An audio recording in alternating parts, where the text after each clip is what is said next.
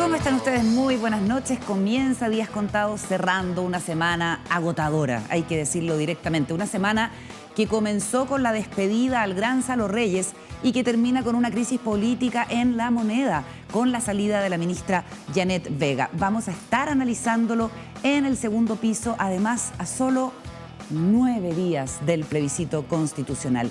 ¿Qué sucede en el Ministerio del Interior? ¿Cuál era la relación con la titular de Desarrollo Social? ¿Qué pasa con la causa que se está viendo específicamente en contra de Héctor Yaitul? La participación de un abogado que ha sido cuestionado. Tenemos un montón de datos que compartir con ustedes, como siempre, junto a Paula Walker y Juan Diego Montalva.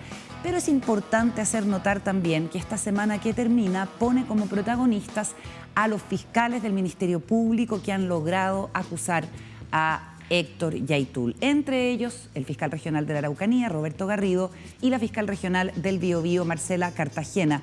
Los ojos están puestos en el desempeño de la Fiscalía después de meses, incluso años de acusaciones de que la justicia no logra dar con condenas efectivas en los casos de violencia en lo que conocemos como la macrozona sur. Está por verse cuán sólidas son los argumentos, los antecedentes de esta investigación para ver si se logra algo que sería muy simbólico, una condena con prisión efectiva para Héctor Yaitul. Comienza Días Contados, contamos todo, contamos con todos.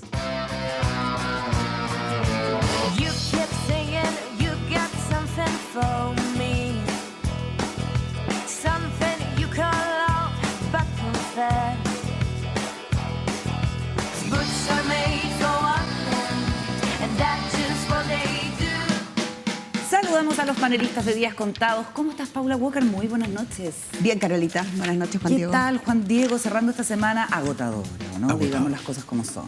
Intensa, pero siempre la gente debe reírse de nosotros, que uno como que disfruta, se sube arriba de la moto. Periodistas, sí. Claro, todo este tema, uno empieza a escribir WhatsApp, a preguntar, sí. A contar ayer era quién. Uno se apasiona, escribiendo, quién es el primero que escribe que la ministra salió. Y obviamente, en el momento en que grabamos el Días Contados de ayer, todavía no se materializaba la salida de Janet Vega.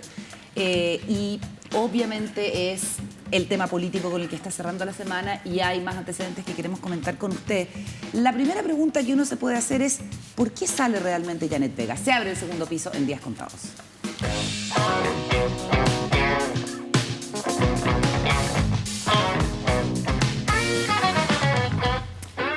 Desde el PPD han salido a defender a la ministra Vega, militante, a la exministra ahora militante de ese partido, la presidenta Piergentili, el senador Quintana. Dicen que ella, al llamar por la vía de una funcionaria a Héctor Yaitul, estaba dentro de los lineamientos que el propio gobierno estaba expresando. Esto de que no perseguimos ideas, perseguimos delitos. Recordemos que fue en ese contexto donde se produce la llamada, más allá de que Héctor Yaitul estaba llamando a la resistencia armada frente a un eventual estado de excepción.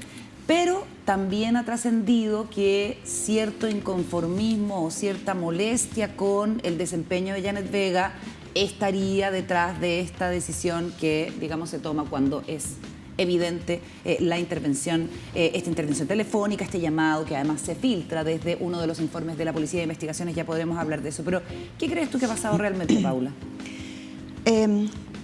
Yo tengo preguntas, ¿no? Y tengo preguntas como sin resolver.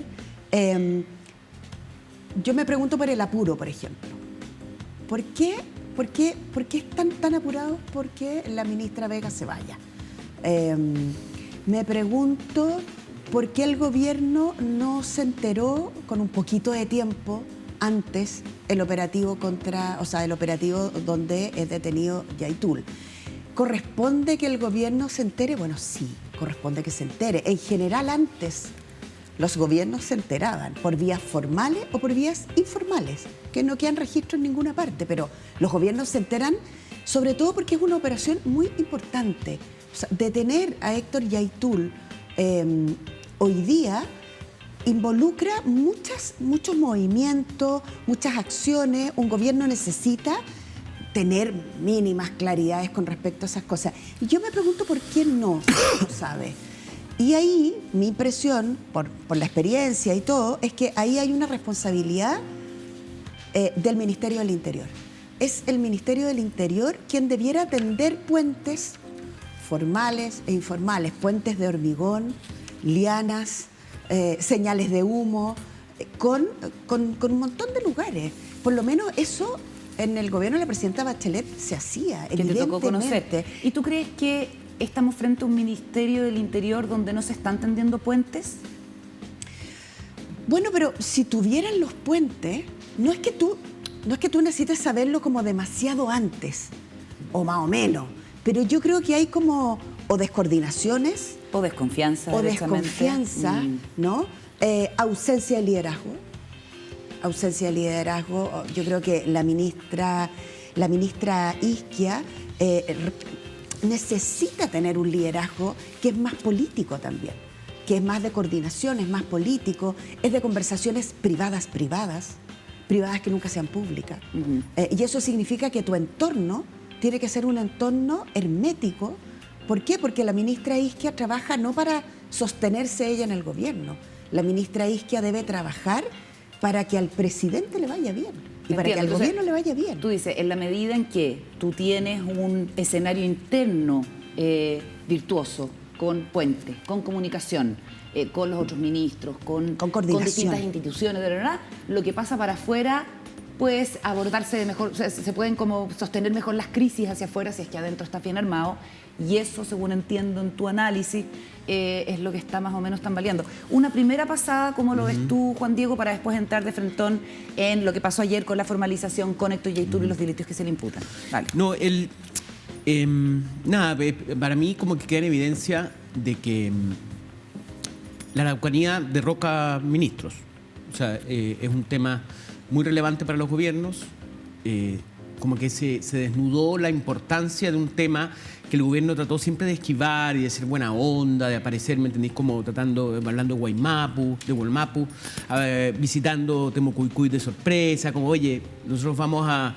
Igual tenemos otro acercamiento con ustedes, ¿me entendí? No, aquí quedó demostrado de que no hay, la buena onda no existe y que ellos ya aceptaron ser el poder del Estado, estar en el poder ejecutivo, y por ende van a tener las consecuencias, son el enemigo, porque el Estado chileno es el enemigo del pueblo mapuche, de la gente que quiere reivindicar toda su lucha, su autonomía, etc. La autonomía y todo eso. Entonces, yo creo que esto fue como una ducha de agua fría, ¿eh? Para el gobierno, como que dense cuenta de que esto no es broma. Ya, eso es primero, y yo creo que es bastante importante.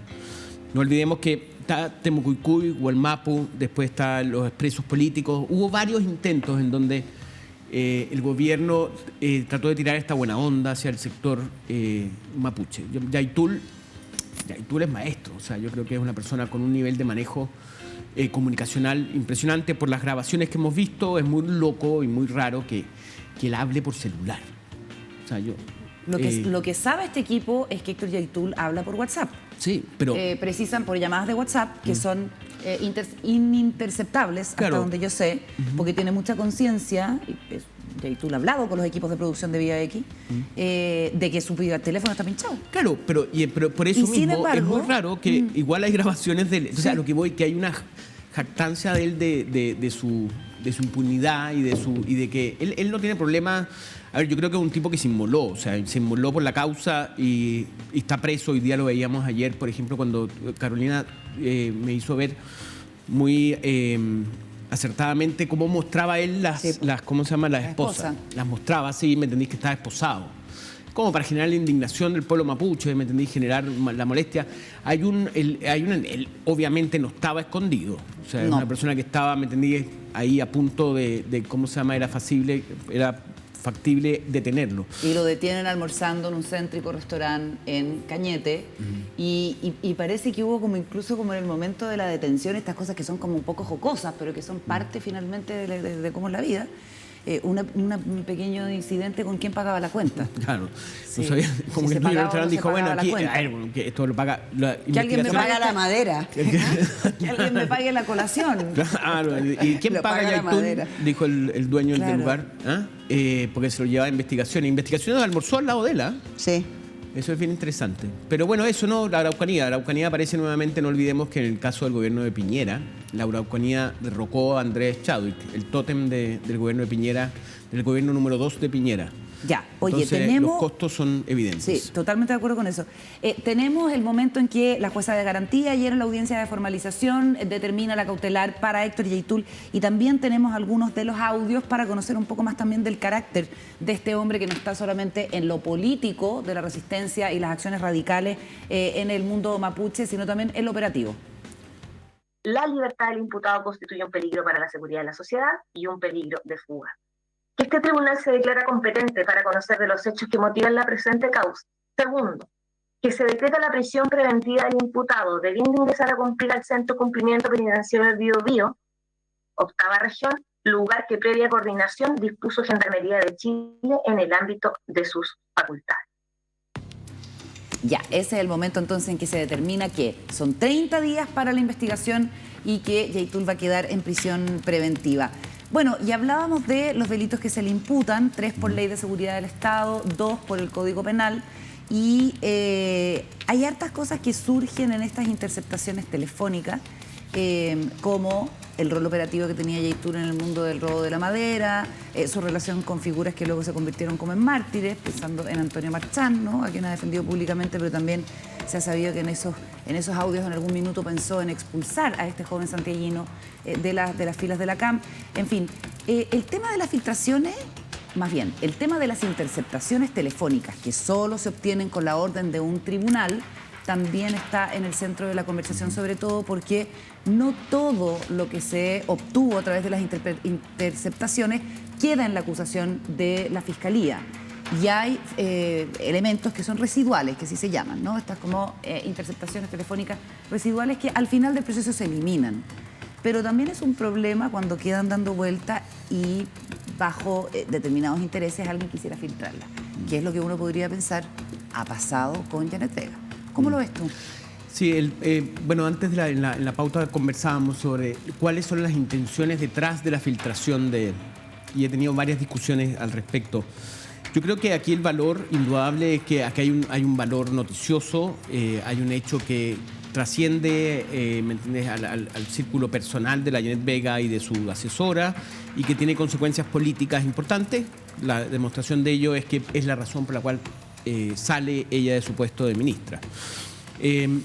A mí hay varias personas que me han cuestionado, me han dicho, bueno, pero aquí hay una intención política. Obviamente que hay una intención política. Uno como editor en un medio de prensa, cada vez que llega un scope, que le dicen en inglés, o un golpe periodístico o una filtración, uno sabe que la persona que lo está haciendo tiene una intención. ¿Ya? El tema es que uno como periodista, como editor, lo que tiene que hacer es evaluar, ok, yo sé cuál es la intención, identificar esa intención del personaje, vengarse de un enemigo político, tratar de ascender en una ¿cómo se llama?, carrera política, o ser ministro, o ¿me entendí?, o directamente eliminar al enemigo. Claro.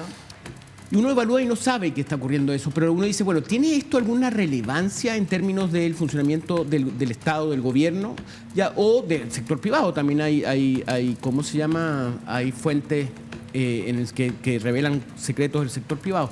Y en ese sentido yo me acordaba y tuve en estas discusiones hablando que el caso Watergate es el mejor ejemplo. El caso Watergate, el gran filtrador era una persona que se conoció hasta después, cuando su muerte se supo que él era la fuente llamada Garganta Profunda. Claro.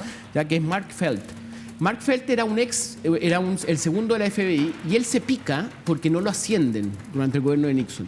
Y de ahí empieza a hablar y cuenta el caso Watergate. Uno de lo que hacen ahí dice, obviamente Mark Felt está picado porque no pudo ascender y ser director del FBI. Pero ¿es relevante o no es relevante? El caso Watergate fue el descubrimiento de que había una red de espionaje al Partido Demócrata. Al Partido Demócrata en su sede. Sí. Claro. En una convención que hubo en el Hotel Watergate. Y que termina sacando a Nixon. Claro, y termina con el derrocamiento de Nixon. También si pensamos, por ejemplo, en el caso Penta. El caso Penta, ¿quién es la persona que revela todo? Es una persona que se llama Hugo Bravo. Claro. Y Hugo Bravo, ¿cuál era la intención de Hugo Bravo? Hugo Bravo estaba amenazando a los dueños de Penta con que quería una indemnización mayor. Y justamente ahí se revelan esos correos en donde Bombal se indigna con este caballero que está pidiendo más plata para que lo indemnicen, y el señor va y revela. Tú dices, bueno, entonces veamos el caso Penta. Este señor indudablemente revela todos los pagos del financiamiento de la política ilegal, porque está picado con Penta, que no le da la indemnización, que era una locura la cantidad de dinero. Ahora, entonces tú dices, el medio de comunicación evalúa, identifica cuál es el interés de la persona ¿Y luego qué? ¿Ponen la balanza? Hay que sopesar si tiene relevancia, si tiene interés público, claro. Porque siempre hay que pensar que también me ha dado mucha risa. A ver, yo detesto el autobombo de los periodistas por su trabajo, ¿no? Yo no voy a entrar dentro de eso. Pero esta idea, ¿me entiendes?, de que aquí hay, ¿me entiendes?, ¿por qué se felicita? Por ejemplo, un caso bastante... Juan Pablo, el que dio a conocer el caso Cabal, que es Juan Pablo... ¿El periodista? Sí. ¿De la que pasa? Sí. Bueno, él publicó ayer, bueno, gran golpe periodista de Exante, ¿no? Entonces, y dijeron, ¿qué golpe periodístico? Aquí hay puras intenciones políticas. Es como empieza a chaquetearse, ¿me entiende?, el hecho de que se dio a conocer esta noticia. Insisto, aquí lo que... El rol de la prensa es fiscalizar tanto sector privado, público, es como un cuarto poder, como se le ha dicho siempre, y tiene mucha trascendencia en eso.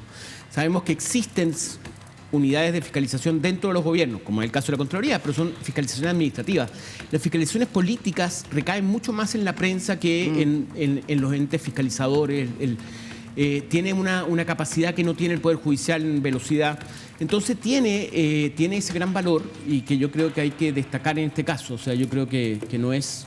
que es un acierto periodístico, pero que también hay que entender que se evaluaron cosas y que aquí tenía un efecto sobre la vida política chilena. ¿Puedo? Por supuesto, Paula. ¿Puedo decir algunas cosas? Por supuesto, nos preparamos. A propósito de esto, a ver, yo pondría arriba de la mesa como los actores, las actrices de toda esta trama. Tenemos al Ministerio Público, que está investigando, y que, como está investigando, tiene un montón de datos. Y esos montón de datos los vimos expuestos, los vamos a escuchar seguramente en un ratito más, con respecto a la figura de Yaitul. Y ese Ministerio Público tiene, por órdenes judiciales, posibilidad de grabar, de pinchar teléfono, y eso es lo que está expuesto. Dentro de ese pinchazo de teléfono aparece un diálogo que ha sido definido como irrelevante. El diálogo de la encargada de comunicaciones de la ex ministra Janet Vega, con Yaitul. Irrelevante para la causa. Por eso, me quiero acercar a eso. Es irrelevante penalmente. Ojo, es irrelevante penalmente. Lo dijo Gajardo, el ex fiscal, y lo han dicho otros abogados. Primer hecho, si es irrelevante desde el punto de vista penal, pasa a ser súper relevante políticamente en la medida que se conoce y que pone a prueba la reacción del gobierno. Porque imaginémonos que aquí podrían haber dos escenarios: que el gobierno no le hubiera pedido la renuncia a Janet Vega y yo hubiera dicho simplemente, ¿sabe qué? La ex ministra está cumpliendo con el mandato que tenía o que le dio el gobierno en su momento como coordinadora se llamaba Coordinación Interministerial por la Araucanía. Estaba en terreno, conversaba con la gente, andaba buscando cómo recuperar territorio, estaba hablando con o sea, estaba haciendo un trabajo. Pensemos que esto es de mayo. Entonces, Ministerio Público, Gobierno y la prensa.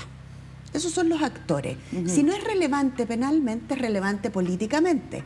¿Cómo llega a cualquier medio esa grabación irrelevante penalmente, pero que si se pone de conocimiento público, se puede transformar esta ola política? Alguien, no es que ese medio o cualquier otro estaba investigando y me encontré con esta narración. Alguien se lo manda. O Exante puede haber estado reporteando con uno de estos actores que tú dices. Mira lo que tengo. Que es la cosa que hacen los periodistas y de repente... Mira lo que tengo. Pescó una ballena, como dice el editor Juan Diego Montalva. Claro, mira lo que tengo. Claro, porque al otro lado la contraparte te sorprende y está dispuesta a entregártelo. A entregarte esta cuestión. Ahora, yo creo que entonces, el gobierno... Sí. Mira lo que tengo y tú evalúas, pero ¿qué evalúa? El contexto en el cual tú vas a entregar esta información. ¿Y cuál es el contexto hoy día? ¿Estamos a 11 días? 9, querida. 9 apenas. 9 días de un plebiscito que es central. Sí, hemos hablado de eso. ¿Fortalece o debilita al gobierno? En opinión de ustedes, yo creo que lo debilita. Yo creo que este episodio debilita al gobierno. Eso dice todo el mundo y que por ende favorece el rechazo, porque sabemos que entre el gobierno y el apruebo hay una correlación muy pegadita, pero ¿por qué? ¿Por qué favorece el rechazo? No, porque ¿qué es lo que necesitas el 5 de septiembre?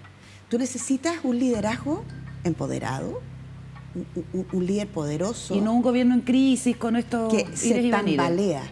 tambalea, que es errático probablemente en sus decisiones. ¿Pero ha sido errático en el caso de Yaitul? O sea, más allá de lo de la ministra, que también puede ser una muestra como de, al contrario, fortaleza política. yo creo que esto muestra lo que Juan Diego decía al principio. Esto muestra que hay un grupo de personas en el gobierno que pueden tener mucha experiencia y mucha formación en distintas áreas, pero que no les había tocado gobernar nunca. Que no tienen carrete político. Y que, por ejemplo, yo creo que mientras el gobierno tenga un Ministerio del Interior débil, que hoy día se sostiene probablemente en las subsecretarías, Claro. pero que su titular es una titular que está debilitada, ese frente le puede hacer mucho daño al gobierno. Janet Vega era bien cercana a Isquia Siches, según entiendo. Sí, Ya. sí. Era bien cercana. Ahora, ella, a Isquia.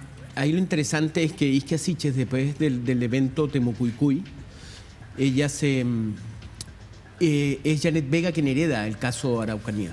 Acuérdense que hay que entender que Isquia Siches empieza con intención de liderar el tema Araucanía, Claro. el tema mapuche.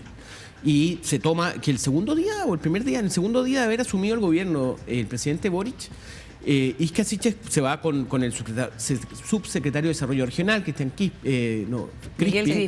Miguel Crispi, se va con un equipo, con el ministro de Educación, se va Con su asesor en temas indígenas. con su asesor en tema indígena, se va con un equipo gigante Después renuncia. a Temucuicui y donde fracasa. Eso fue Entonces, lo que pasa al principio, pero ¿tienes datos de la gestión de Janet Vega a cargo del programa Buen Vivir en la Araucanía? ¿Sabemos cómo lo hizo? ¿Sabemos si esa cuestión prosperó? Cuando la ministra Isquia Siches queda vetada del mundo mapuche con el caso de Temucuicui, ahí Janet Vega asume el tema mapuche con el programa Buen Vivir. Y ahí es donde hay bastante información respecto a una mala evaluación que hay del proyecto. La gente de la zona dice, bueno, yo no he visto el plan Buen Vivir, no he visto lo que ha pasado. Al parecer los viajes que tenía Janet Vega a la zona ella trataba de generar interlocución con personajes que ¿Con comunidades? Con comunidades, de hecho, ¿Ya? con las comunidades de Temuco, me dijeron.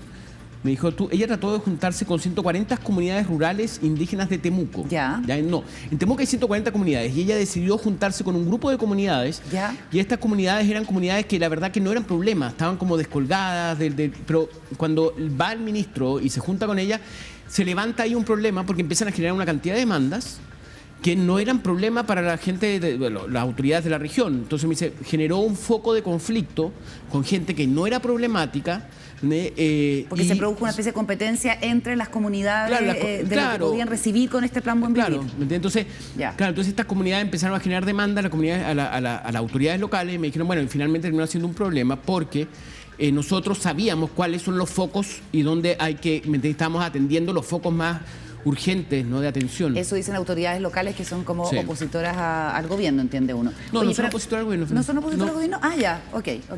Hagamos una cosa, empaquetemos esta conversación en lo que nos gusta hacer los viernes, que es analizar a las figuras de la semana acá en Días Contados.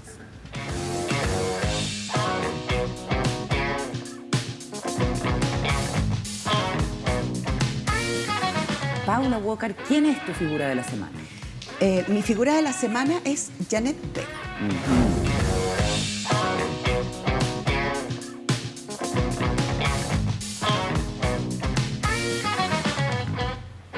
¿Por qué?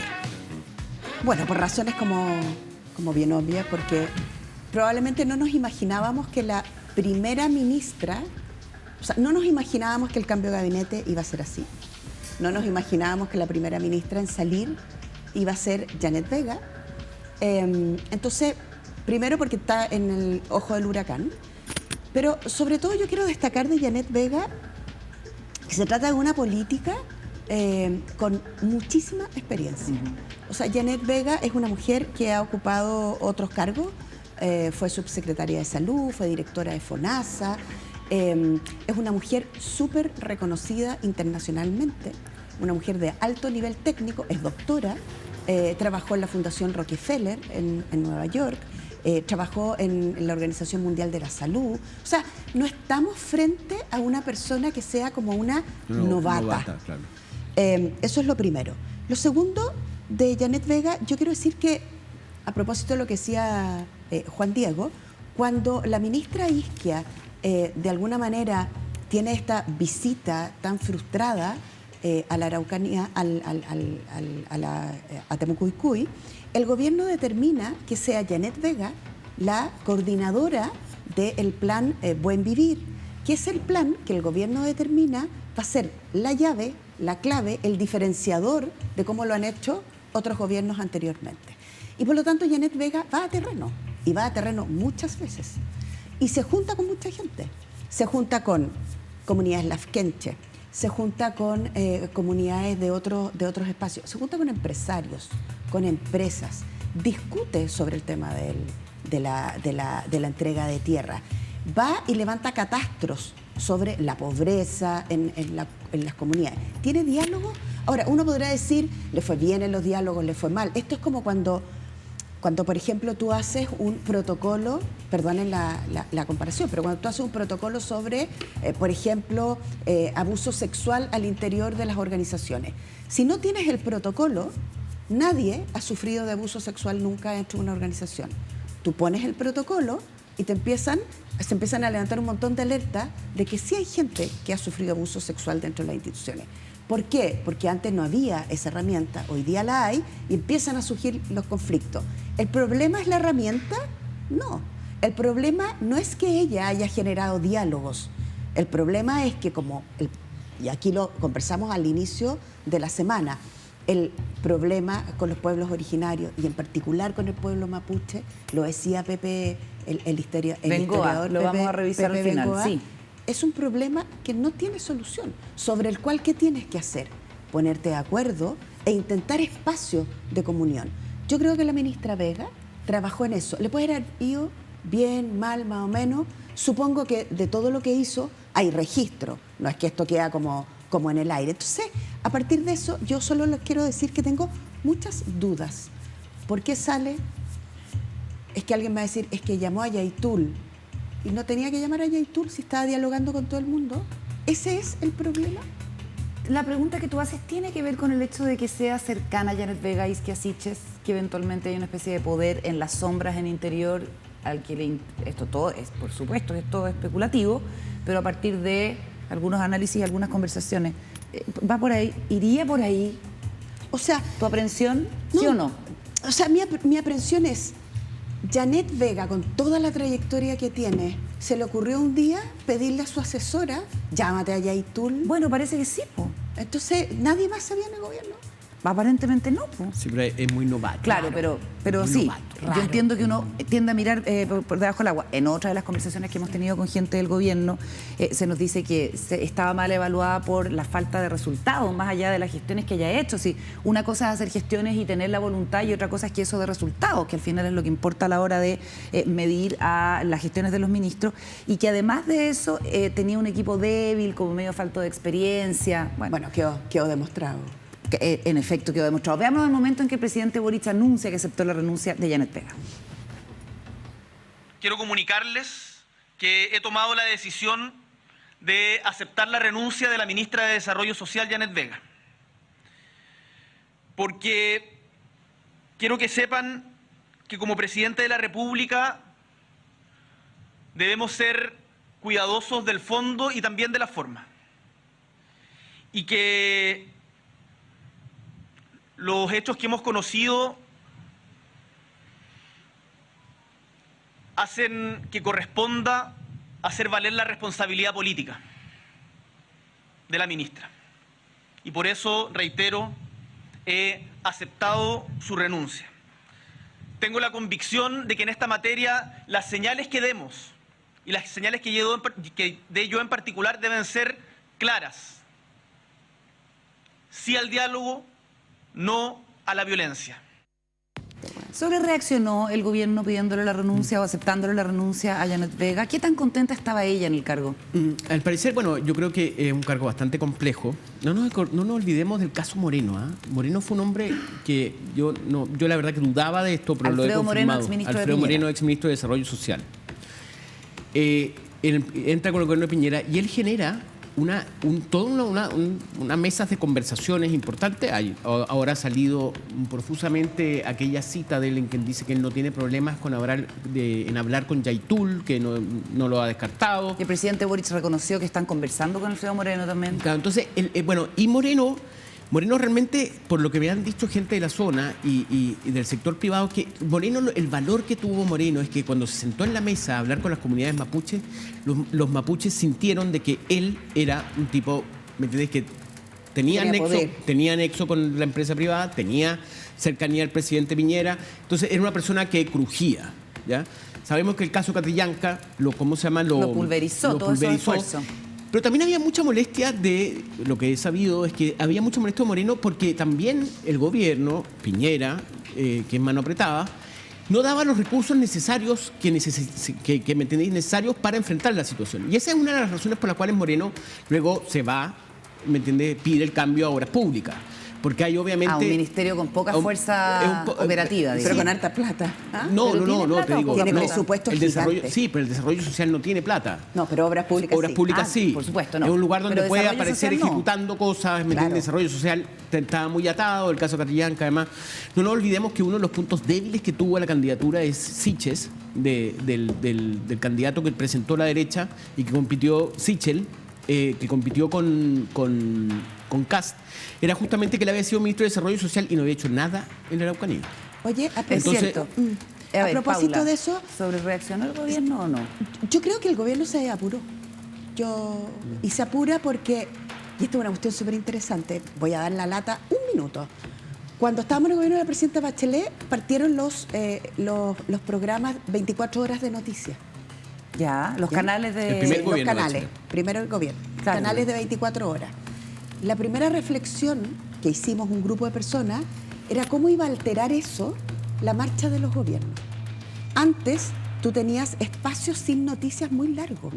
Bueno, súmale a las 24 horas de noticias todo el día las redes sociales. Por lo tanto, 4 horas es nada para tomar una decisión que te puede impactar en el corazón del gobierno. ¿En qué sentido? ¿Cuán coherente soy con las decisiones que tomo?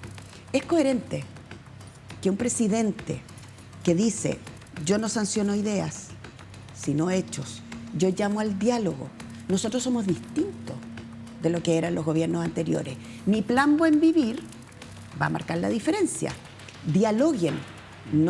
Este es un conflicto de 500 años que no se resuelve con la violencia, se resuelve con política.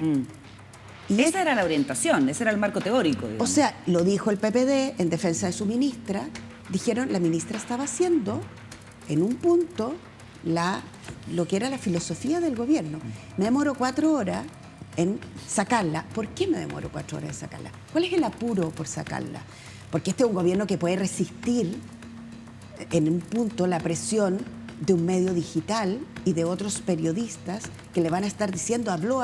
Bueno, pero ¿cuál es el problema que hablara? ¿Será que sucumbe al Twitter? Porque en el Twitter empezaron... Esa es una Bueno, este es un posibilidad. gobierno muy tuitero. Eso es una posibilidad. Es un Y gobierno donde las redes sociales son esa es una muy, posibilidad, muy... con ese ritmo. Y la otra posibilidad es que Janet Vega tuviera muchos adversarios al interior del gobierno.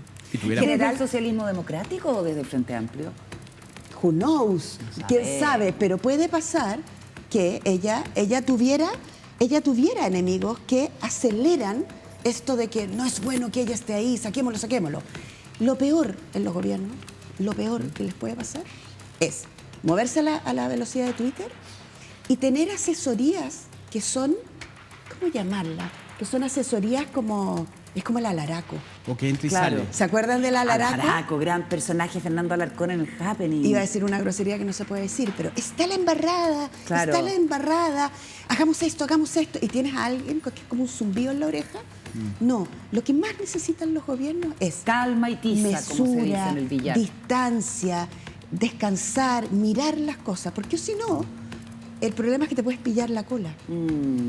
Ahí, Juan Diego Montalva, es el momento de tu personaje de la semana. sí, mi personaje es Cristian Paredes.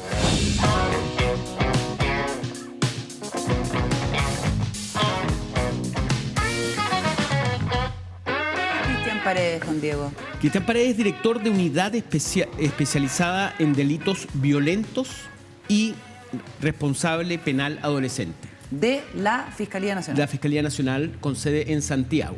¿Por qué hago hincapié con sede en Santiago? Porque él fue el famoso, nunca bien ponderado, fiscal regional durante 8 años en Temuco. Fue fiscal regional de la Araucanía. Y tiene 2 casos que son muy emblemáticos y que son tal vez su marca en su gestión de 8 años. Uno que es la operación Huracán, aquella famosa operación en donde como Carabineros habría inventado una cantidad de datos. Inventó, sí, bueno, está en terrible. Bueno, todavía está en investigación. Por eso, pero bueno, fue un gran chascarro, una burrada, un crimen de parte de Carabineros de inventar evidencias que inculparan a personas que estaban presas y que para así armar un caso que era ficticio. Y el segundo gran evento que tiene es cuando en enero del 2021 se produce una redada de investigaciones. 800 efectivos de investigaciones llegan a Temucuncuy con la intención de tomar o de varias casas en donde habían antecedentes de que había droga y que había ilícitos, habían armas. Y ahí muere, es asignado un subinspector de la PDI, Luis Morales. Correcto. ¿Ya? Ese fue, no nos olvidemos que en este caso, que el caso actualmente está siendo investigado por investigaciones, es decir, investigaciones es una institución que perdió un hombre en la crisis de la Araucanía, o sea, hace muy poco, hace el 2021, hace un año. Entonces, y él toma mucha relevancia porque él aparece ayer dando declaraciones y anteayer dando declaraciones desde Santiago diciendo que esto se hizo con mucho sigilo y dando a conocer de que aquí el gobierno no estaba informado al respecto, dado el sigilo que había aquí. Aquí hay una tesis bastante que a los conspiradores como uno le encantan. Nos fascinan. Nos fascinan. No, pero bueno, pero que aquí no hay, y que Carola lo dijo ayer, aquí hay un evento que no es menor, y es el hecho de que el Frente Amplio, liderado por el diputado Winter y otros diputados, colocaron una moción para acusar constitucionalmente al fiscal Jorge Abbott. Esto llegó hasta la Corte Suprema, que la desechó rápidamente y quedó en nada. Pero el Frente Amplio realmente intentó sacar a Jorge Abbott. Y hoy día es Jorge Abbott que está liderando esto y está liderando un hombre muy cercano a él, que es Cristian Paredes. Ajá. Cristian Paredes, que a su vez tiene también a Roberto Garrido, que fue su gran hombre, ¿me entendés? En su momento él estaba a cargo de la Unidad de Derechos Humanos. Correcto. En la Fiscalía Regional de la Araucanía. Entonces, ahí, de alguna manera, hay lo que se dice, bueno, aquí, especulando, y las conspiraciones que tanto me gustan, lo que ocurre es que, obviamente, esto sale de la Fiscalía, sale del Ministerio Público, las filtraciones, porque el Ministerio Público no tiene buena relación con el Frente Amplio, no tiene buena relación con una de las facciones de este gobierno. Que sería como Imagínate una vendetta. el diálogo, Ama. Hagamos un diálogo totalmente de ficción, ¿no es cierto? Entonces, tú le dices al fiscal grande, fiscal chico, da lo mismo. ¿Le informamos al gobierno? Entonces el otro te contesta, ¿a quién? Si no hay puentes con el gobierno. Pero habrá que informarle. Y el otro te contesta de nuevo, pero si tú viste que hay conversaciones del gobierno con el propio Yaitul, quizás tienen una cercanía, muchos de ellos, con miembros de la CAM y puedan informarles. ¿Qué confianza da el gobierno? Es que son unos... Porque si él está choreado con el Frente Amplio, perdón el término, si él está enojado en el Frente Amplio, le contestará, son unos cabros chicos. Y ya me la hicieron, me la hago de vuelta. ¿Se fijan que esta cosa como de la condición humana que tenemos todos no expira? Cuando tú tienes cargos, cuando estás en los lugares, funcionas como funciona. Jorge Abbott se está yendo de su cargo. Además. Y mírate la bombita que tiró.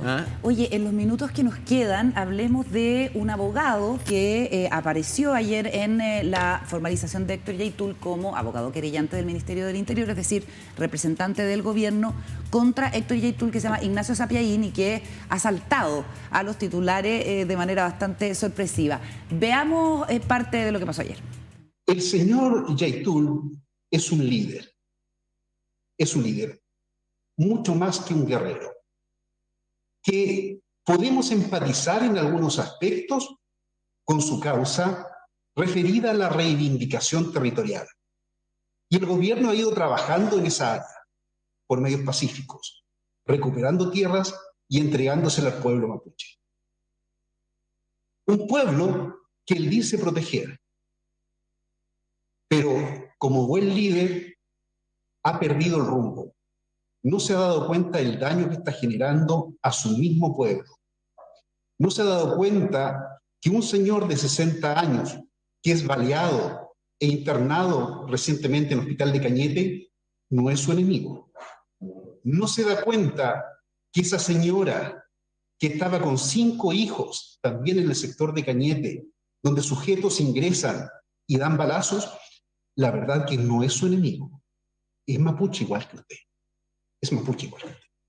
Bueno, cuando uno ve la declaración más extensa de Ignacio Sapiaín, se da cuenta que hay un contexto distinto al que recoge el Líbero ayer cuando informa que esta persona dice que Héctor Yaitul es un líder, que uno puede tener empatía con su causa, porque también se ve en su argumentación que hace un contrapunto, que dice que ha perdido el rumbo, que dice que el trabajador herido no es su enemigo. A propósito de eso, hoy día en una entrevista en TLTC Radio, el fiscal regional Roberto Garrido le respondía a la defensa de Héctor Yaitul cuando Yaitul dice: nosotros no le disparamos a trabajadores, nosotros no perjudicamos a gente, solamente las forestales son nuestro problema. Y Roberto Garrido dice: bueno, pero ahí está en este operativo donde termina muerto Marchán de la CAM, el caballero, el trabajador forestal Seferino Díaz, que estuvo no sé cuánto tiempo al borde de la muerte y que quedó con severos daños, y ese sí es un trabajador. Pero bueno, volviendo a la figura de Ignacio Sapiaín, lo que informaba el Líbero es que también tiene participación como querellante en la operación Huracán, y decían que defendía a Héctor Yaitul. Entonces el Ministerio del Interior saca un comunicado porque efectivamente uno podía decir representa a las víctimas de la operación Huracán, que son 8 comuneros líderes mapuches que son, digamos, se les inventan estas pruebas, pero en realidad la figura es un poco distinta y la explica el gobierno, el Ministerio del Interior en un comunicado, porque resulta que ustedes recordarán que perdió su calidad de querellante el Ministerio del Interior porque hubo un abogado que no ingresó a tiempo el escrito necesario como para pasar a la otra etapa judicial. Y lo que la estrategia que encuentra el gobierno es poner a este abogado, Sapiaín, que también es abogado querellante en el caso de la formalización de Yaitul, como representante de las eventuales víctimas de la operación Huracán en la sociedad civil, en la ciudadanía, que es como básicamente una estrategia jurídica para no quedar fuera del caso, porque era muy escandaloso que el gobierno quedara fuera del caso contra Carabineros por la operación Huracán. Es un matiz, pero obviamente hay interpretaciones respecto del rol de este señor. ¿Cómo lo ven ustedes? ¿Algo que comentar? A mí sí, fíjate, yo tengo un comentario sobre ese comunicado que lo estaba leyendo. Lo firma la División Jurídica del Ministerio del Interior. Lupi Aguirre, Entonces, que ha sido celebrada en esta pasada. Entonces sería súper bueno que ella pudiera dar entrevista y contarnos, bueno, ¿por qué se producen estas situaciones? Que un mismo abogado, independiente de la figura, pueda estar como en la zona achurada entre defensa y ataque. Yaitul, querella, querella y defensor, como buena división jurídica, dice una cosa como buena, jurídica, por supuesto, dice: es completamente falsa la información de que el Ministerio del Interior representa al señor Héctor Yaitul. Claro. Y dice que el gobierno no representa a personas naturales. Primera concesión de... gran punto para destruir toda la tesis del libro. Claro, porque... pero además, para contestarle de nuevo a otro medio, ¿te fijas? Tú le vas contestando a los medios. En vez de decir, nuestra estrategia judicial es esta. A mí me parece, yo estoy de acuerdo contigo. Yo creo que lo que hace el gobierno es aclarar algo que aparece como confuso. Héctor Yaitul tiene representación jurídica en el caso Huracán también, y eso lo dice el gobierno. Dice: sí, el Ministerio del Interior representa a la sociedad chilena que ha sido víctima de un grave caso de vulneración del Estado de Derecho, como es el caso Huracán, donde se falsificaron pruebas. Claro, no dice: resulta que nuestro abogado se llegó tarde, se quedó dormido. No, pero ahí... Entonces perdimos nuestra calidad de querellante y para no perderla completamente inventamos esta figura jurídica. Pero a mí me parece que hace bien en aclarar que ese señor que vimos ayer representando al gobierno no Representa es... a las víctimas. Exacto, representa, dice aquí... a la sociedad chilena. No, el gobierno... Exactamente, representa a toda la... Ya, en fin, eso, ¿Te a fijas la que sociedad chilena. tiene su recoveco jurídico? Antes de irnos, solamente quiero decir una cosa del caso Yaitul que me parece súper relevante, que es un tuit que escribe Elisa Loncón. Ya. En ese tuit, Elisa Loncón, recordemos que fue la primera presidenta de la Convención Constitucional. Dice lo siguiente: Héctor Yaitul representa un camino distinto al asumido en el proceso constituyente. Cada cual asume consecuencias de ello. En ese caso de eventuales delitos tendrá que ser probado, porque el Gualmapu no resiste más arbitrariedades. En un punto ella separa la opción de Yaitul, Que es primera vez que lo hace tan categóricamente. y es súper interesante, porque Yaitul no representa a Sí, todo el cuando pueblo. tuvimos acá a ella, la tuvimos acá en una entrevista, ¿se acuerdan? Ella fue muy cuidadosa de no atacar a la CAM. Es una cosa impresionante la reserva que tiene la gente para atacar a Héctor Yaitul, después de que Héctor Yaitul dice unas declaraciones tremendas, sobre todo el propio Pepe Bengoa, que estuvo acá, no quiso, nadie se quiere enemistar con Yaitul por lo que Yaitul representa, a pesar de las críticas directas que haga precisamente contra estas personas que no responden. Hay mucha gente que ha salido muy relevante, gente que ha salido de la CAM y que luego tiene puestos de gobierno, puestos ¿Sí? de elección popular. ¿Quién? Sí, me dieron el nombre de... Pero bueno, vamos a la pausa. Bueno, pero ¿cuáles son los nombres? ¿De gente que salió de la CAM y ha hecho carrera política? Sí, sí. O sea, es un centro a lo que voy, que hay De formación de líderes, claro. Exacto, un centro de formación de líderes. Tal cual. Oye, nos vamos a ir a la pausa. A la vuelta vamos a estar con el investigador del CEP, Joaquín Trujillo, porque como que nos aburrimos un rato del siglo XXI, así que queremos viajar al siglo XIX, hablar como de la gente de esa época, Claro, de las seamos generaciones serios, políticas. pongámonos serios. Sí, nada de conspiraciones. Ya no hay conspiraciones. Ay, después nos vamos a ir al metaverso. Todo sea para evitar el momento presente. Antes, Wong tiene algo que contar. De regreso aquí en Días Contados de Viernes, invitamos al investigador del CEP, Joaquín Trujillo, escritor además. Ha traído esta maravilla que tiene Paula Walker ahí, de edición personal, que es el libro sobre Andrés Bello que hiciste, Joaquín. Bienvenido, ¿cómo estás? Buenas noches.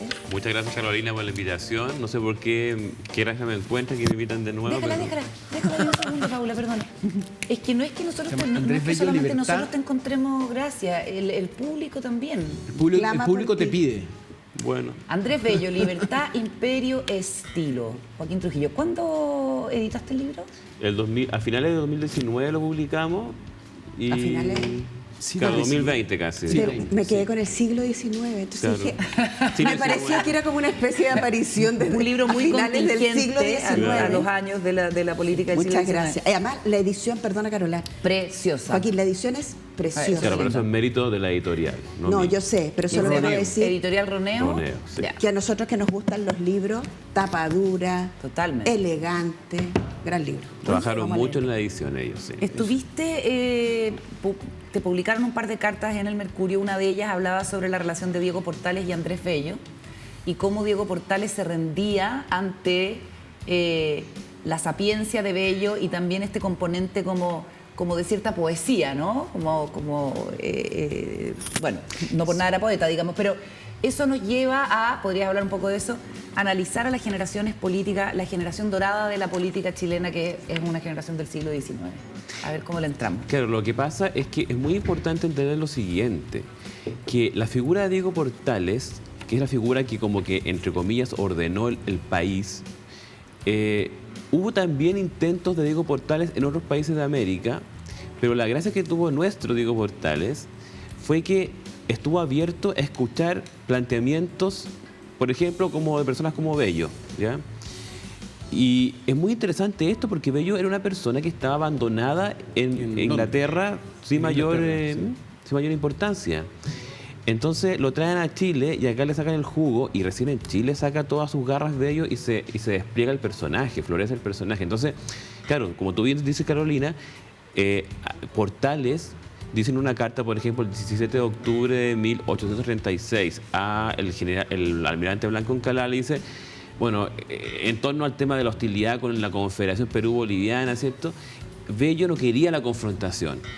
Y Bello me saca en cara los textos, dice Portales, y yo no tengo más que callar. Esa frase es muy importante porque el hecho de que Portales, que era el ministro de Guerra, admitiera la importancia de los textos legales que Bello le sacaba en cara y que no le quedara otra que callar, significaba que él admitía su límite, como el límite del, por así decirlo, del poder desnudo, ¿ya?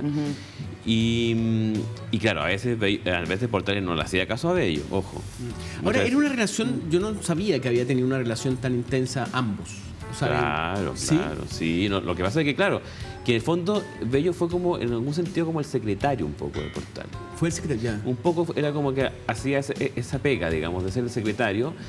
Y aun cuando poco a poco Bello fue adquiriendo una connotación y fue tomando relevancia política en el país mucho más que eso, digamos, fue senador. más intelectual. Claro, fue senador 3 veces, fundó la Universidad de Chile. Entonces, claramente excedió finalmente lo que era la órbita de Portales. Y además, después también Portales se murió. Pero lo que decía la Carolina del tema de la generación de oro, digamos, del siglo XIX, esa generación que es la de Victorino Lastarria, ¿cierto?, que da nombre a tantos liceos de nuestra educación pública gloriosa chilena, los hermanos Amunátegui, Diego Barros Arana, los mismos hermanos Bilbao, Manuel Bilbao y Francisco Bilbao.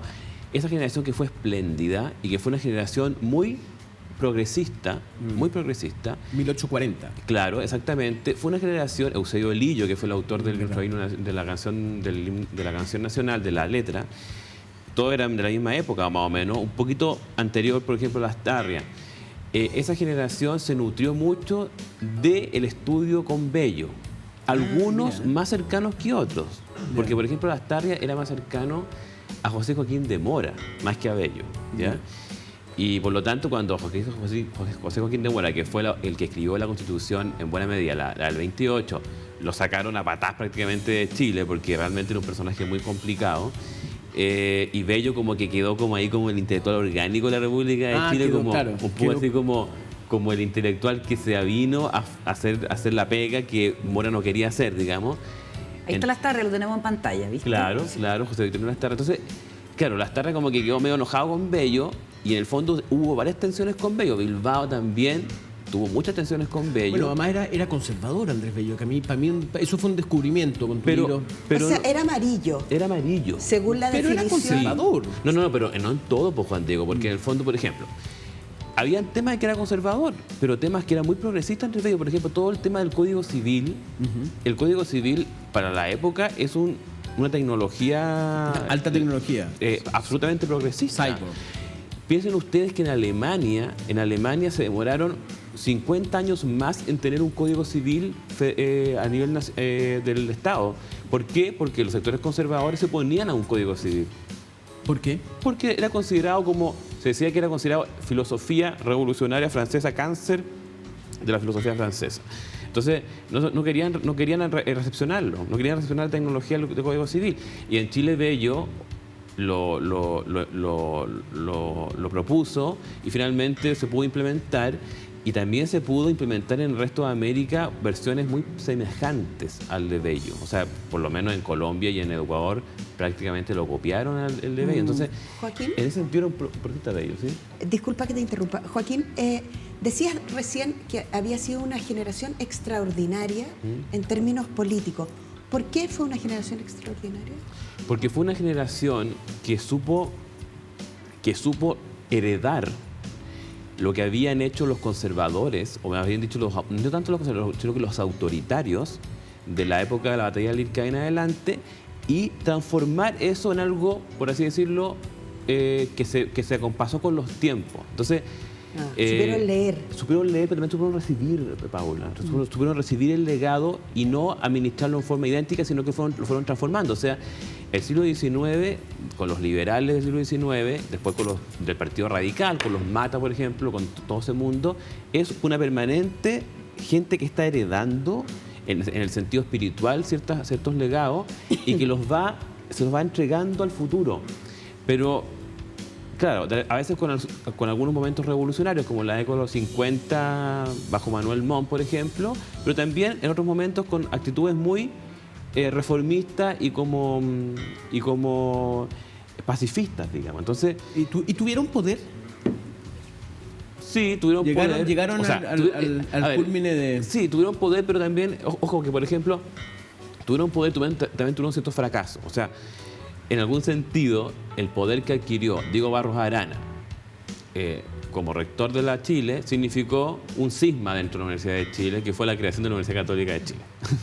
Entre católicos y laicos. Claro, entonces ahí como que no supo administrar la unidad, ¿ya? Y por lo tanto se le separaron las aguas. Y ahí hubo un fracaso. En algún sentido, la guerra 91, 1891, también es un fracaso del sector liberal.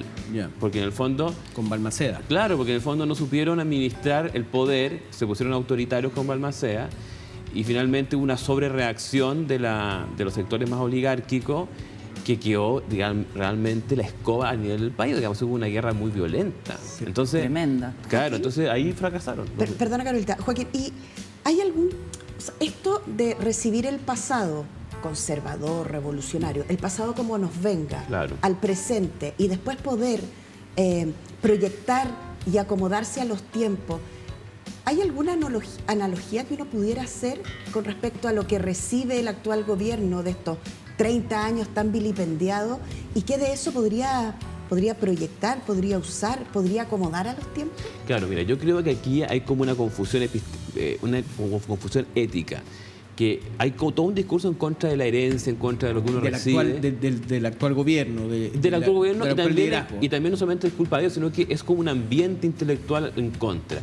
Y como que la gente que vale, la gente que se hace a sí misma nomás y que nadie lo ayudó en nada. Pero todos nosotros somos herederos de algo. Somos herederos de algo porque somos herederos de nuestros padres, de un tío, de algún profesor que nos enseñó algo, de algún, no sé, líder espiritual que nos hizo ver alguna cosa, de un ambiente social que es pacífico, de los semáforos que funcionan bien, de una época que no hay guerras en todos lados. Entonces, todos somos herederos de circunstancias, ¿ya? Y ese renegar de los 30 años, o renegar de que tenemos éticamente niveles más altos que la generación anterior, que fue lo que dijo Jackson, ¿no? Que estamos... ¿Cómo fue la palabra exacta que utilizó? Tengo una superioridad moral. No, tenemos como otro orden de valores. Otro orden de cadena valores, otro estándar de valores. Escala Claro, de valores. Eso, escala de valores. Eso... Sí, pero fíjate que yo encuentro que eso es como medio ridículo y absurdo, decirlo así como de forma tan tajante, pero también tiene algo bueno pensar así, que si el señor Jackson tiene un estándar de altos valores, tendrá que cumplirlo. Ya. Entonces, Esperamos ver. claro, si se pone esa vara, hay que esperar que cumpla la vara. Ya. O sea, te fijas tú que esta frase famosa de La Rochefoucauld, la hipocresía es el honor que rinde el vicio a la virtud. Es muy bonita porque en el fondo te dice, bueno, si alguien es hipócrita, igual es tener algo bueno porque en el fondo uno está tratando de ser mejor y ahora hay que exigírselo. Yeah. Pero uno podría hacer alguna clase de analogía con esta generación política que nos gobierna ahora y alguna generación política del pasado. ¿O qué hace a esta generación política distintiva? ¿Cómo la caracterizarías tú? Sí, lo que pasa es que la distinción, la generación de los años 40 al siglo XIX, fue una generación que fue muy productiva en términos intelectuales. O sea, piensen ustedes, por ejemplo, lo que hizo Barros Arana con la historia de Chile. O sea, es una obra que es inédita en toda América. Hasta ¿Es Estados inédita? O sea, en serio, es como la historia general. Esta es la historia. Una historia general tan gigantesca. Ni en Estados Unidos en esa época había eso. Sí. No sé cuántos tomos son. Ahí está Barros Arana. Sí.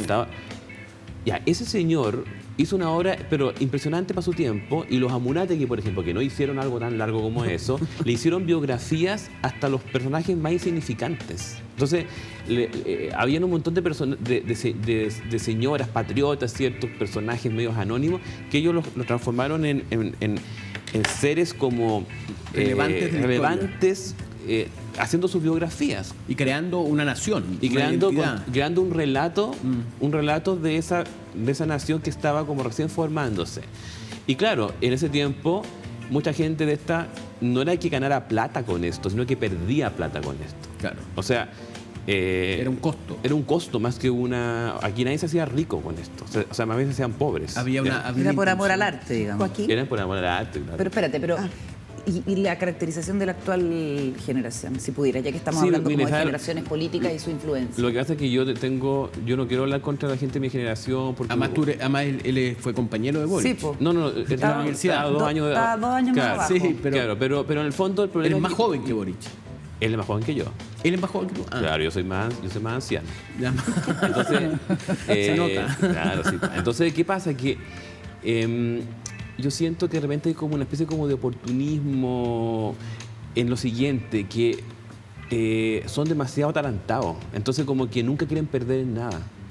Y eso de que nunca quieren perder en nada, nunca quieren como asumir ningún costo, termina como enojando a todos. Porque uno necesita sentarle en la vida para tener cierta tranquilidad y para tener cierta como templanza de ánimo, necesita contar con ciertas lealtades. Entonces, si tú tienes a tu gente que permanentemente están como atentos, digamos, a quién tienen que sacar para afuera para, digamos, no mancharse, es como al final es un puritanismo bien desesperante, digamos, es como la típica actitud de la secta. La secta funciona así, como Sí, claro, el que expulsando a todos los que los puedan dejar mal, ¿te fijas? Y muy rápido y con juicio sumario. ¿Cuándo se acaba ese puritanismo? Se acaba cuando finalmente se dan cuenta que se, son humanos. se expulsan todos entre sí, digamos, y entran en una dinámica trotskista, digamos, donde se separan. ¿Y hay algo de trotskista en esta idea de expulsar al que tiene alguna mancha, algún problema? Lo que es más trotskista, más que expulsar, es como permanentemente dividirse, como una célula que se divide en dos, ¿se fija? Yeah. Y claro, eso es como ya cuando ya la cosa se desencadena completamente. Y mientras está como en dinámica media secta, tiende como a estar excluyendo y formando un núcleo duro que es como infinitamente exclusivo, digamos, y excluyente. Y como dice Max Weber, es todo lo contrario de lo que es una religión, que es la que tiende como a incluir. A incluir y a unir a pesar de las diferencias. A pesar de la diferencia y a pesar de los traspiés, de los errores y de los problemas que existen siempre. Esto no es una religión, es una secta. Más o menos. Paula. Esta semana estuvimos conversando con el filósofo y también historiador José Bengoa. Y en la conversamos, él es un experto en el pueblo mapuche, y le preguntamos por el conflicto mapuche. Y le preguntamos, de hecho, yo creo que le preguntaste tú, Juan Diego, si tenía solución el conflicto con el pueblo mapuche. Y él dijo una cosa que probablemente para los gobiernos puede ser aterrador. Dijo, este conflicto, como los conflictos con los pueblos originarios, no se resuelven, se convive con esos conflictos. Y citó a Freire. Ramón Freire. ¿no? A Ramón Freire como la persona que había estado más cerca o había conversado mejor con el conflicto para poder encauzarlo, darle alguna forma, no sé si institucional, pero a lo menos más dialogante. ¿Qué piensas de eso? ¿Te puedo hacer una pequeña interrupción? ¿Te parece que veamos el momento en que José Bengoa se refiere a este asunto y a la vuelta Joaquín Trujillo lo analiza? Ya. Nunca a nadie, ni a mí, se le ocurrió que se iba a solucionar el problema, ¿no es cierto?, de los 500 años desde el descubrimiento, complejidad, conquistas, etcétera, con una ley o con una comisión. Así que, perdona, yo no. Primero que nada, yo creo que estos problemas, además, no se solucionan. No se solucionan. Es la experiencia histórica que hay en todas partes del mundo. Se convive. Se conviven, se aminoran. En el lenguaje internacional se habla de arreglos. Ya. Arreglos. ¿Ya? O sea, se busca cómo convivir, ¿no es cierto? Sociedades que entraron en guerra. Si cualquiera que esté escuchando esto tuvo que estudiar historia de Chile, ¿no es cierto? Y la guerra de Arauco, ¿no?, duró siglos y siglos y siglos. A ver, Joaquín, si tenemos una reflexión tuya sobre esto y también sobre la plurinacionalidad en general. Sí, yo coincido en general con lo que dice ahí. Pepe Bengoa. Don Pepe Bengoa. Solo ahí. No, o sea, es que no quiero decir más que eso porque tendría que averiguar bien todo lo que está diciendo, digamos, pero en el fondo pasa lo siguiente, este es la gran cosa. Todas las naciones que tienen un territorio sobre la faz de la Tierra, que es algo escaso territorio, en algún sentido han tenido que enfrentarse a otras naciones. Entonces lo que ha terminado pasando ahí o es que se han formado países vecinos o bien han habido, por así decirlo, minorías dentro de naciones. Entonces, todas las naciones, por puras que se crean, tienen una minoría dentro. O sea, hasta los finlandeses tienen una minoría sami dentro. No hay nadie en Finlandia, pero igual dentro de esa pequeña población hay lapones que, digamos, que los trataron pésimo durante mucho tiempo. O sea, los trataban prácticamente como seres. ¿A quiénes? A los lapones. O sea, y a los inuit, los nórdicos. de Groenlandia, los daneses. Los trataban pésimo. O sea, imagínate como las cosas que decían de ellos, cómo experimentaron incluso con ellos como si fueran conejillos de indias, digamos. ¿En serio? Sí, claro. Entonces, bueno, los nórdicos en general. Son nuestros Selkman. Claro. Y sus circos humanos. Zoológicos humanos. Pero fíjense una cosa, que el problema, también el problema con los mapuches, que es un problema histórico muy fundamental y muy importante y que dio origen a un poema épico moderno que es la Araucana, digamos, no menor, digamos. O sea, es un gran problema. Claro, uno podría decir no tiene solución. ¿Y cuál podría ser eventualmente la solución? La plurinacionalidad. ¿Ya? ¿Por qué? Porque la plurinacionalidad es como, por así decirlo, la manera de convivir varias naciones dentro de un mismo Estado. Y de ¿ya? reconocerlos. Y de reconocerlo, pero ojo, que puede tener el siguiente problema. ¿Ya? La plurinacionalidad es una como manera de entender el conflicto del Estado-nación moderno que en buena medida como que se adquiere relevancia después de la catástrofe de la Primera y Segunda Guerra Mundial, que se consideraron guerras de identidades nacionales. Guerras de identidades nacionales que estaban cuajadas en los Estados-nación. Y ojo, discúlpame Juan Diego, para terminar, que es muy importante que entendamos bien, que el Estado-nación europeo, a diferencia del Estado-nación americano o latinoamericano, es un Estado-nación muy exclusivo y excluyente, porque es un Estado-nación que se organiza en torno a una lengua en general. Entonces, los italianos hablan italiano, los franceses hablan francés, los alemanes hablan alemán, etcétera, con ciertas variables locales, con ciertos dialectos locales, con ciertas lenguas o grupos que están, no sé, en los márgenes, pero el idioma es lo que los une. Pero el idioma los une. En cambio, ojo, el Estado-nación en América Latina o en América Española es un Estado-nación entre comillas nomás, porque es un Estado-nación que surge de la división administrativa del imperio. Claro. Y por lo tanto, todos hablamos en México español, en Uruguay, en Paraguay, digamos. ¿Y qué es lo que hay de la diferencia? Que hay grupos de naciones originarias que quedaron ahí y que hablan sus lenguas todavía, algunos más que otros, ¿cierto? Aymara, guaraní, muy importante en Paraguay. ¿Y qué pasa entonces? La gran lengua franca de América Española, desde México hasta, no sé, la Patagonia, es el español. Y por lo tanto, el Estado-nación en América Española es un Estado difuso y soft, ¿ya? Es mucho más poroso, menos beligerante que el europeo.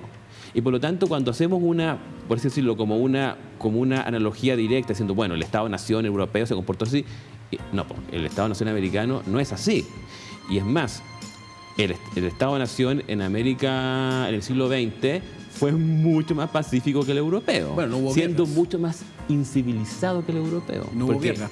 Claro, o sea, las guerras son del siglo XIX y las guerras de redefinición de fronteras son más que nada las del siglo XIX, muy poca en el XX. ¿Te fijas, no? Entonces, ¿qué pasa? Que en el fondo lo que hay que entender bien hasta qué punto la plurinacionalidad que podría haber en el mundo americano es o no una manera como de incentivar la hostilidad. Si es una manera de incentivar la hostilidad, no es bueno. Y eso es una manera como de ayudar a la suavidad entre el contacto con las otras naciones, es buena. Entonces, pero esa cuestión no la puedo resolver yo, digamos, aquí no la puedo resolver nosotros, pero no se tiene que ver con políticas públicas, ¿cierto? Con el buen trato que tiene que haber, con la inclusión que tiene que haber de las minorías, de los pueblos, dentro de las mayorías. Es un trabajo artesanal, prudencial. No, no es algo que se pueda resolver teóricamente. Oye, Imposible. muy interesante, Joaquín, como siempre.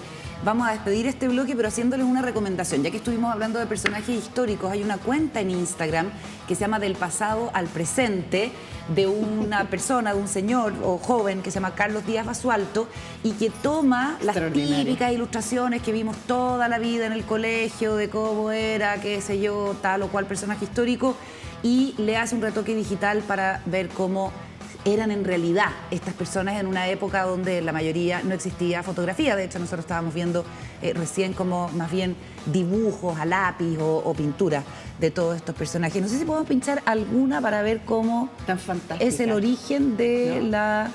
esa es como muy típica, claro, Don la, Bernardo. la muy típica de Bernardo Higgins. Ah, pero mira la diferencia. Claro, te fijas tú que la digitalización hace harto.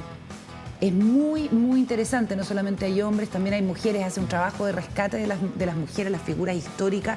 ¿Ese quién es? ¿El general San Martín? Y este es Patricio Lynch. Mira tú. ¿Qué Hay una actual? Hay diferencia. como miles de Patricio Lynch. Totalmente. Un Caminando en la señor que te calle, lo ¿no? encuentras en la calle. Totalmente. Te juro, es que hay como Claro. miles. Mira el padre Hurtado. Ah, ¿Y mira. alguna mujer no tenemos a mano? Ay, fíjate, hay una digitalización de Teresa Bilsmont que es una belleza. Y esa es Juana Ross de Edwards. Y obviamente Totalmente Edwards, ¿no? Los ojos celestes. que viene con la leyenda también de cómo colaboraba, qué sé yo, con cosas solidarias, con iniciativas solidarias y también Mira, una serie de fuimos al cuestiones. pasado, al presente. Del pasado al presente en Instagram. Así es que ahí les dejamos la recomendación. Muchas gracias, Joaquín. Hasta la próxima. No, muchas gracias a ustedes. Gracias, Joaquín. Buenas Pausa y ya noches, seguimos gracias. con más. Volvemos con el tiempo justo aquí, antes del cierre de Días Contados, para proyectar un poco lo que va a pasar la próxima semana, que por lo pronto es la última antes del plebiscito.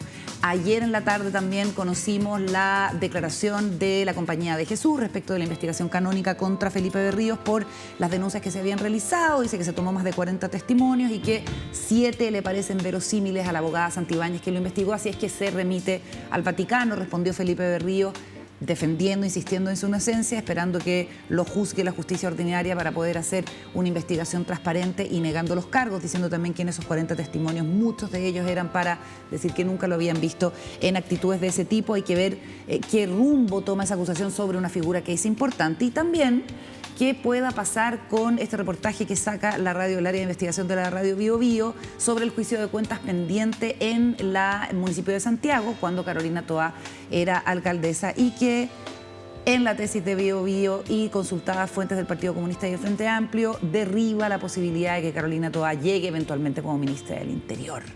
¿Cómo lo ven? ¿Derriba tanto esa posibilidad? Parece Sí, bastante bueno, ahí, dirigido. obviamente aquí empieza un problema, conversábamos, empieza un problema entre lo que se llama Apruebo Dignidad, que es el conglomerado que acompaña a Boric al principio, y Socialismo Democrático, que se suma en la segunda vuelta, que es una generación, o sea, hay diferencias generacionales. Ahí vamos a ver cómo es ese conflicto, cómo se establecen relaciones y si el nuevo gabinete tendrá más socialismo democrático o más Apruebo Dignidad. Bueno, yo creo que lo que puedo hipotetizar para la próxima semana es que el gobierno ha abierto la temporada cambio de gabinete. Claro. Y vamos a estar, previo al plebiscito, entre otras cosas, conversando sobre cuál va a ser la ministra que va a reemplazar a la actual ministra, qué otros ministros o ministras debieran salir. ¿Qué otros Así que movimientos? se abrió la temporada de Casa Noticias con el nuevo, Uy, el reporteo ese, ¿cómo va a estar? con el nuevo gabinete. Son bastante herméticos en el círculo de poder del presidente Boric, así que va a estar difícil saber. Solo mencionar que la nueva ministra de Desarrollo Social es Paula Poblete, que es economista, que es uruguaya de nacimiento, pero chilena hace muchísimos años, que fue la directora de estudios de comunidad mujer durante muchísimo tiempo y que era subsecretaria de Evaluación Social y que es de Frente Amplio. De hecho, estuvo en la campaña de Beatriz Sánchez, estuvo en la campaña de Gabriel Boric, es decir, sale un gobierno, o sea, sale un ministerio, el socialismo democrático pierde un cupo en el ministerio y eso podría compensarse. Sí, pero PPD se encargará de recuperar su cupo. Eso, una vez que se pierde, se lucha por recuperar. O sea, no tengan duda. Vamos. No tengan duda de eso. Muchísimas gracias por la compañía. Que tengan un excelente fin de semana, Igual, Paula. Carolita, igual Gracias, JD. Juan Diego, hasta la próxima. Chao.